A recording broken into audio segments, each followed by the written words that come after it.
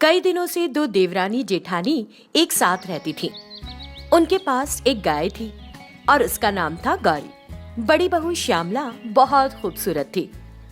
उसे इस बात पर बहुत घमंड भी था। देवरानी कमला का रंग सांवला था, लेकिन वो एक अच्छे स्वभाव वाली महिला थी। जेठानी की एक बेटी थी जिसका नाम था सौम्या। देवरानी का एक बेटा था और उसका नाम था रामू। उन दोनों के पति ठेकेदारी का काम करते थे। बड़ी बहू बहुत खूबसूरत होने के कारण छोटी बहू से बुरी तरह से बात करती थी। वो जो भी काम करती थी उसकी तुलना उसके रंग से करती थी और हर बात के लिए उसका अपमान करने की कोशिश करती थी। लेकिन कमला सारी गालियां सह लेती थी और अपने सारे दुख गौरी गाय से बांटा करती थी। ऐसे ही दिन बीतते जा रहे थे। एक दिन दोनों बच्चे कमला के पास गए और उससे कहा कि वे भूखे हैं और कुछ खाना चाहते हैं, इसलिए वो उन्हें खिलाने लगी। ये श्यामला ने देखा तो, ए सौम्या, एक बार यहाँ तो आ। वो उसे अपने कमरे में ले गई तो सौम्या ने उससे पूछा, क्या हुआ मम्मी, तुमने मेरा खाना पुराने से पहले क्यों बुलाया? कितनी बार बताऊं तुम्हें, जब वो काली महिला तुमको बुलाए तो नहीं जाना? माँ, आप चाची के बारे में हमेशा खराब तरीके से क्यों बात करती रहती हो? वो तो कितनी अच्छी हैं। बस अपना मुंह बंद कर। अगर तुझे खाना खाना है तो मुझसे पूछ, मैं खिलाऊंगी। लेकिन अगर वो खिलाएगी तो तू भी उसकी तरह काली हो जाएगी, याद रखना। अगर मैं आपसे पूछने आती हूँ तो आप हर समय आईने के सामने खड़े होकर मेकअप करती दिखती हो, तो मैं उनसे कह देती हूँ कि खिला दो। जरा सुनो, मैं जो कहती हूँ वो करो और हर बात के लिए बहस मत करो, उसने कहा। दिन बीत रहे थे। एक दिन श्यामला के पास फोन आया कि उसके कुछ रिश्तेदार मिलने आ रहे हैं। कितने दिनों के बाद मेरी माँ के कुछ रिश्तेदार मुझसे मिलने आ रहे हैं और अगर वो इस कमला को देखेंगे तो मैं अपनी सारी इज्जत खो दूंगी। ये सोचकर वो कमला के पास गई। ओ कमला, तुम जाओ और गाय के साथ समय बिताओ और घर में मत आना जब तक मैं ना बुलाऊं। ये सुनकर कमला बोली, क्या हुआ दीदी, ऐसा क्यों? बहुत दिनों बाद मेरी माँ के कुछ रिश्तेदार मुझसे मिलने आ रहे हैं और अगर वे तुम्हारा बदसूरत चेहरा देखेंगे तो मैं अपना सारा सम्मान खो दूंगी। इसीलिए जाओ और अपनी प्यारी गाय के साथ बात करो। जब वे चले जाएं तो आ जाना। उन शब्दों को सुनकर कमला को बहुत दुख हुआ। वो जाकर उदास होकर गौशाला में बैठ गई। गौरी ने ये देखकर कमला से पूछा कि वो उदास क्यों है। कमला, क्या हुआ? क्या तुम्हारी घमंडी जेठानी ने आज तुमसे कुछ फिर बुरा कह दिया? वो तो शुरू से ही ऐसी है, क्योंकि मैं सांवली हूँ तो मेरा हमेशा अपमान करती है और बुरा कहती है मुझे। मैं कितना भी उसके प्रति प्यार दिखाने की कोशिश करूँ, वो मुझसे प्यार से बात नहीं करती। वो हमेशा किसी न किसी वजह से मुझे अलग ही रखती है। उसे बुरा लग रहा था। तब गौरी कमला को सांत्वना देने लगी। कमला, तुम इस बात का बुरा नहीं मानो, तुम एक दयालु महिला हो। सुंदरता इंसान के काम नहीं आती, अच्छा स्वभाव आता है। श्यामला को एक दिन इसका एहसास जरूर होगा, तुम देखना। वो ऐसा बोल ही रही थी कि दोनों बच्चे गौशाला में आ गए। चाची, जब मेरी माँ कुछ बुरा कहे तो बुरा मत मानो, मैं तुम्हें अपनी माँ से ज्यादा प्यार करती हूँ। ऐसे ही चारों प्रसन्नता पूर्वक बातें करने लगे और कमला के दुख को दूर कर दिया। ऐसे ही कुछ और दिन बीत गए। एक दिन कमला एक टोकरी लेकर बगीचे में फूल तोड़ने जा रही थी। अरे ब्लैकी, कहाँ जा रही हो? उसने पूछा। फिर कमला, मैं बगीचे से फूल तोड़ने जा रही हूँ। मैं जाकर फूल तोड़ लूंगी, अगर तुम तोड़ोगी तो फूल भी काले हो जाएंगे। तुम जाकर बाथरूम साफ करो, इस तरह का काम सूट करेगा। इतना कहकर उसने हाथ से टोकरी ली और फूल तोड़ने चली गई। कमला बाथरूम की सफाई करने लगी। श्यामला जब फूल तोड़ रही थी, अचानक झाड़ियों से एक बड़ा सांप आया। सांप को देख श्यामला चौंक गई और भागने की कोशिश की, लेकिन तब तक सांप ने उसे काट लिया था। वो जोर से चिल्लाई और जमीन पर गिर पड़ी। उसकी चीख सुनकर गाय, बच्चे और कमला दौड़े चले आए। क्या हो गया दीदी, क्या हुआ आपको? एक सांप ने काट लिया। मुझे अस्पताल ले चलो और मेरी जान बचाओ। वो उनसे गुहार करने लगी। उसकी चीख पुकार सुनकर वे घबरा गए। फिर गौरी गाय इस तरह बोलने लगी, अस्पताल तो यहाँ से बहुत दूर है और कोई वाहन भी नहीं तुम्हें ले जाने के लिए वहाँ। इतनी दूर जब तक हम ले जाएंगे तुम बचोगी भी नहीं। इतनी दूर ले जाना सिर्फ समय की बर्बादी होगी। इस मामले में कोई मदद नहीं होगी। गौरी बोली। ये सुनकर श्यामला का दिल टूट गया। ऐसा मत कहो प्लीज, मेरी जान बचा लो कमला। मैं तुम्हारी आभारी रहूंगी हमेशा हमेशा के लिए। गौरी, तुम ही कुछ करो और उसकी जान बचाओ और एक बार के लिए उसकी मदद करो प्लीज। कमला प्रार्थना करने लगी। कमला की बातों का सम्मान करते हुए गौरी गाड़ी ले आई और श्यामला को गाड़ी पर लिटा दिया। कमला भी गाड़ी में बैठ गई। गौरी तेज गति से अस्पताल की ओर दौड़ने लगी। वहां कमला श्यामला को अपने कंधों पर उठाकर अस्पताल के अंदर ले गई। वहां डॉक्टर ने एंटीवीनम दिया और श्यामला की जान बचा ली। दीदी, अब आप सुरक्षित हैं। डॉक्टर ने आपके शरीर से जहर निकाल दिया और अब आप खतरे से बाहर हैं, बिल्कुल बाहर हैं। चिंता ना करें। ये सुनकर श्यामला शांत हुई। कमला, मुझे माफ कर दो।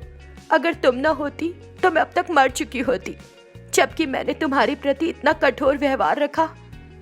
इसीलिए भगवान ने मुझे ये सजा दे डाली।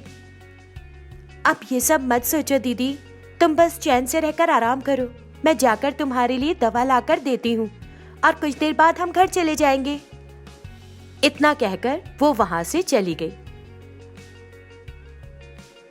कुछ देर बाद वे घर वापस लौट गए। उस घटना के बाद से श्यामला पूरी तरह से बदल गई। उस दिन से उसने कमला को कभी बुरा भला नहीं कहा, बल्कि उसके हर काम में उसकी मदद करने लगी। उसमें ये बदलाव देखकर बच्चे और गौरी बड़े खुश हुए। कृष्णापुर में एक गरीब परिवार रहता है। दंपति दैनिक मजदूरी करते हुए परिवार की देखभाल करते हैं। उनकी एक बेटी लता और एक बेटा राजू है। पति पत्नी दोनों एक साथ काम पर जाया करते हैं। बच्चे रोजाना पढ़ने के लिए स्कूल जाते हैं। एक दिन सुबह जब बच्चे स्कूल जाने के लिए तैयार हो गए, माँ, कक्षा में बैठकर पढ़ने के लिए पुस्तक नहीं है। रोज टीचर हमको डराती रहती है, सभी अन्य छात्रों के सामने। जैसे लता अपनी माँ से कहती है, उसका भाई राजू भी। हाँ माँ, मेरी भी यही हालत है।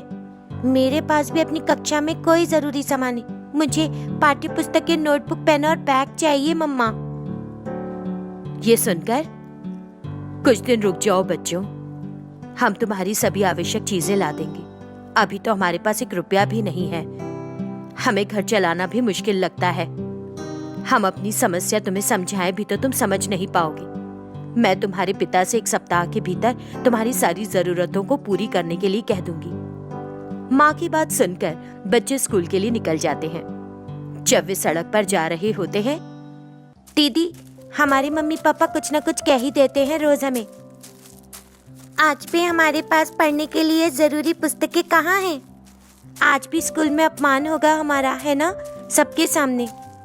हाँ, मैं भी उसी से डरती हूँ भैया। आए दिन हमें सबके सामने डांटा जाता है और आज भी ऐसा ही होगा। वे चिंतित होकर स्कूल जाते हैं। स्कूल का समय खत्म होने के बाद वे अपने घर जाने के लिए निकल पड़ते हैं। वे सड़क पर चुपचाप चलते हैं और एक पेड़ के नीचे बैठते हैं जो उन्हें बहुत पसंद है। भाई, आज तुम्हारी क्लास टीचर ने कुछ नहीं कहा? मेरी शिक्षिका ने मुझे कल क्लास में आने के लिए मना कर दिया है। मेरी मैडम भी मुझ पर चिल्लाई। उसने मुझे कल से कक्षा में आने के लिए मना किया और कहा कि अच्छा होगा मैं घर पर रहकर कोई काम ही कर लूं। उन्होंने सबके सामने मेरा अपमान किया। ऐसे में मुझे लगता है कि स्कूल जाना ही बुरा है। लेकिन अगर हम अपने मम्मी पापा को ये बताएंगे तो उन्हें बहुत दुख होगा।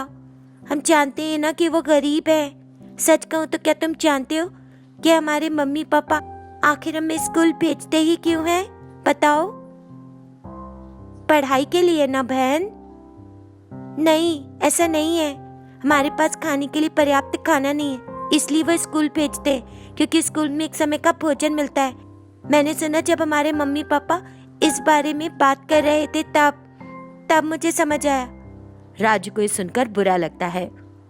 दीदी हमारी कोई मदद नहीं करता, तो क्या ये बेहतर नहीं कि हम स्कूल जाना ही बंद कर दें और कुछ काम कर लें? मम्मी पापा की मदद करें। हम उम्र में छोटे हैं भैया, अगर हम कहें कि हम कोई काम करेंगे तो मम्मी पापा नहीं मानेंगे। ठीक है, देर हो रही है, चलो घर चले। चर्चा के बाद वे उस पेड़ से विदा लेकर अपने घर चले जाते हैं। प्रतिदिन वो वृक्ष वहाँ के बच्चों की प्रतिदिन की सभी चर्चाओं को सुनता है। अगले दिन सुबह बच्चे बिना स्कूल गए घर पर ही रहे, ये देखते हुए, क्यों बच्चों, तुम अभी भी घर में हो? क्या तुम स्कूल नहीं जा रहे हो? माँ, हमारा स्कूल जाने का और आगे पढ़ने का मन नहीं। घर में रहकर कोई काम करेंगे और आपका हाथ बटाएंगे। ऐसी बात करोगे तो कैसे चलेगा? नहीं चाहते कि तुम हमारी तरह बनो। मैं जानती हूँ तुम स्कूल क्यों नहीं जाना चाहते। तुम्हारे पापा आज वो सब ले आएंगे जो तुमको चाहिए, तुम स्कूल जाओ। वो बच्चों को जबरदस्ती स्कूल भेज देती है। दीदी हमारी माँ रोज यही कहती है, आज लेके आएंगे, आज लेके आएंगे, लेकिन ऐसा नहीं हो रहा है ना? हाँ, लेकिन अगर हम टीचर को ये कहेंगे तो टीचर हमें स्कूल से जरूर निकाल देगी। हम आज स्कूल ही नहीं जाते हैं भैया।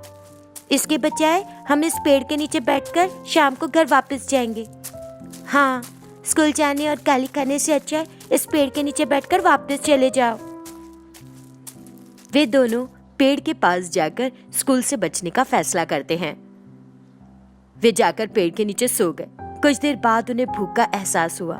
सुबह से उन्होंने कुछ नहीं खाया था, इसलिए वे भूख से तड़पने लगे। दीदी मुझे बहुत भूख लग रही है, मैं इसे बर्दाश्त नहीं कर सकता और हूँ। मुझे भी भूख लग रही है, अगर हम स्कूल जाते तो कम से कम खाना तो मिलता। मुझे समझ नहीं आ रहा अब क्या करें। दोनों भूख से जूझते रहते हैं। उन्हें पीड़ा में देखकर पेड़ से एक देवी बाहर आकर उनके सामने प्रकट होती है। बच्चे अचानक अपने सामने देवी को देखकर हैरान हो जाते हैं। बच्चों, मैं उन लोगों की मदद करने वाली देवी हूँ जो वास्तव में समस्या में है। मुझे तुमको पीड़ित देखकर दया आती है। आज से तुम्हारी सारी समस्याओं का समाधान होगा। देवी उन्हें जो कुछ भी चाहिए प्रस्तुत करती है। अब तुम दोनों स्कूल जाओ और अच्छी तरह से पढ़ो।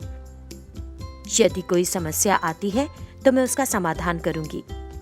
देवी गायब हो जाती है और वापस पेड़ में चली जाती है। बच्चे खुशी खुशी देवी को धन्यवाद कहते हैं और देवी द्वारा दिए गए स्कूल बैग्स लेकर घर वापस चले जाते हैं। उन्हें कुछ पैसे के साथ सभी अध्ययन सामग्री मिल जाती है। सब देख उनकी माँ को समझ नहीं आ रहा था कि क्या हुआ। जो कुछ भी हुआ बच्चे उसे समझाते हैं। उनकी माँ हैरान हो जाती है और हमारी मुश्किलों को देखकर उस देवी माँ ने हम पर अपनी कृपा दिखाई। उसे बहुत खुशी हुई। अगले दिन से बच्चे खुशी खुशी नियमित रूप से स्कूल जाने लगते हैं।